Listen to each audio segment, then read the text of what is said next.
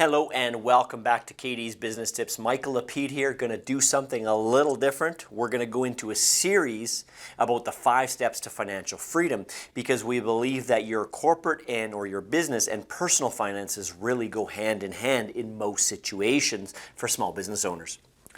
And we can't emphasize enough the importance that if you manage your personal finances, you're going to be much better off in your business. Not only are you going to be better, you're not going to be extracting too much money from your business, but second of all, you're going to apply those same principles that we're teaching to both personal and to business. Now, when it comes to business owners and managing finances, they don't always go hand in hand. You can be a great business owner, you can be great at sales, selling your product and all, doesn't mean you're good at managing your finances. So that's why this is a very important topic. And when we regularly practice these 5 steps that we're going to get into in the next number of videos, we're going to have much greater success. And these are really building blocks, they're not specific step after step. They're 5 things that you need to do with your finances.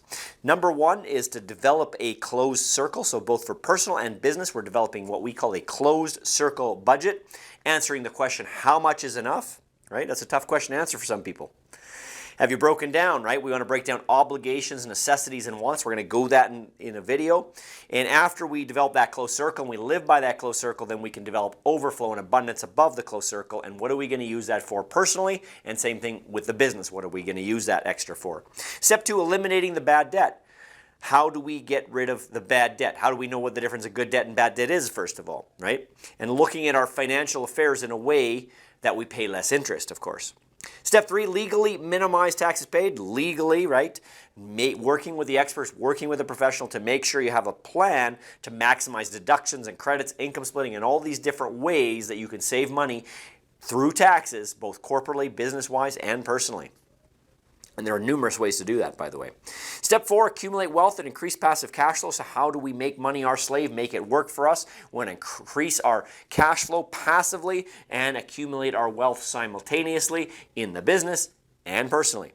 And step 5, how do we preserve the wealth that we have created? So whether it's the wealth in the business or the wealth personally, what type of things do we do in this last step to protect it for the future use, for next generations, and so forth. So we're going to get into these 5 steps in great detail, starting with the closed circle budget. And again, this relates to both personal and business. So pay attention and learn all you can. Post in the comments below if you got questions. We'd love to hear from you. Thanks for being a part of our Business Tips, and we'll see you in the next video.